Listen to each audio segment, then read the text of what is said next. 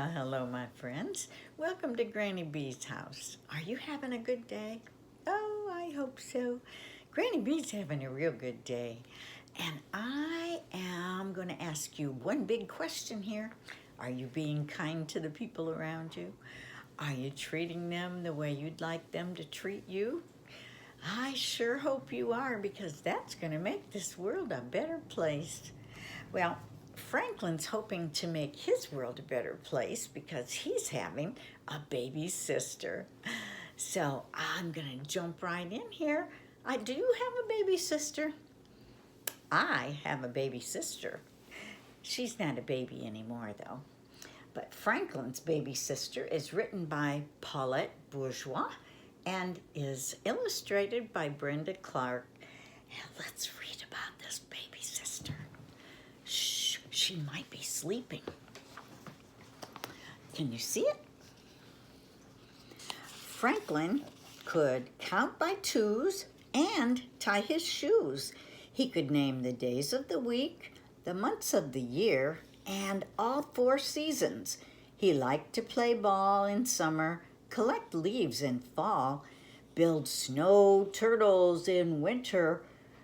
But Franklin loved spring most of all, and this spring promised to be very special. Franklin's parents had exciting news. They were going to have a baby in the spring. Franklin jumped up and down. He had always wanted to be a big brother. He had even practiced with Bear's little sister, Beatrice. I can make babies laugh, and I can burp them too, said Franklin. Oh, you will be a wonderful big brother, said his mother. Every day, Franklin asked his parents, "Is it spring yet?" Franklin's mother would pat her tummy and say, "Not yet, but soon." Franklin wasn't so sure. It was still cold outside, and there was snow on the ground.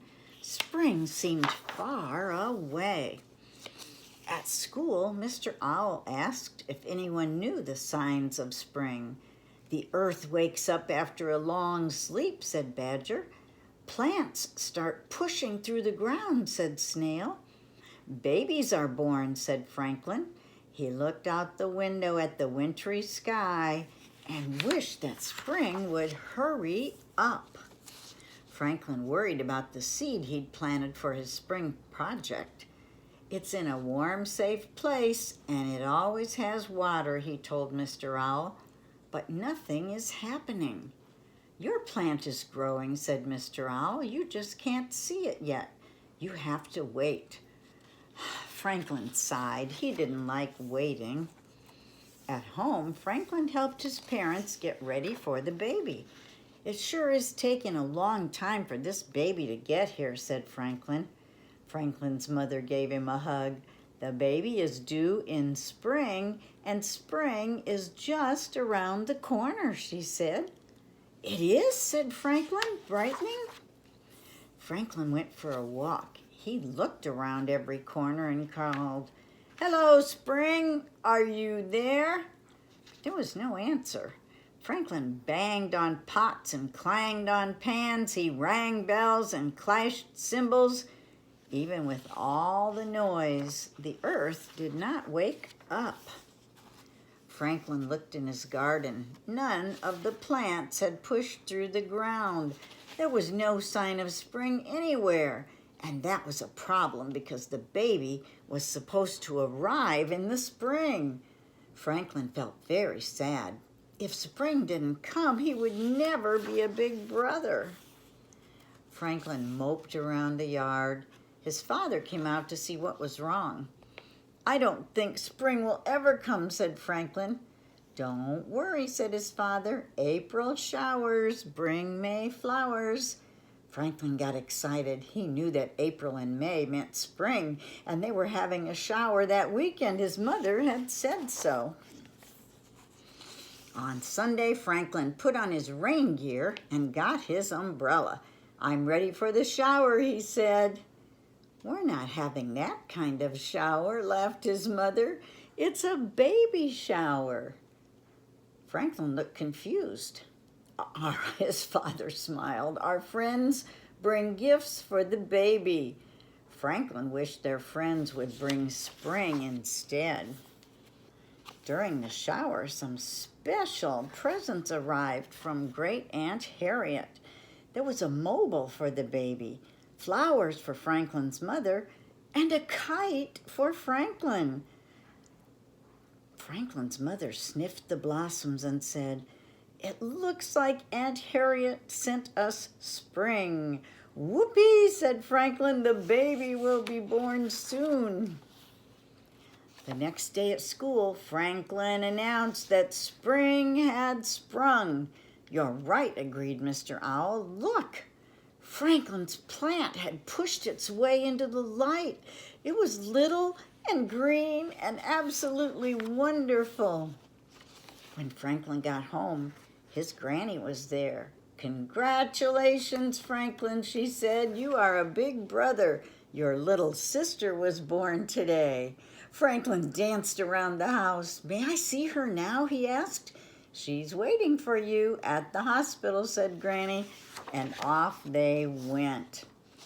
At the hospital, Franklin kissed his parents and smiled at the baby. "What's her name?" asked Franklin.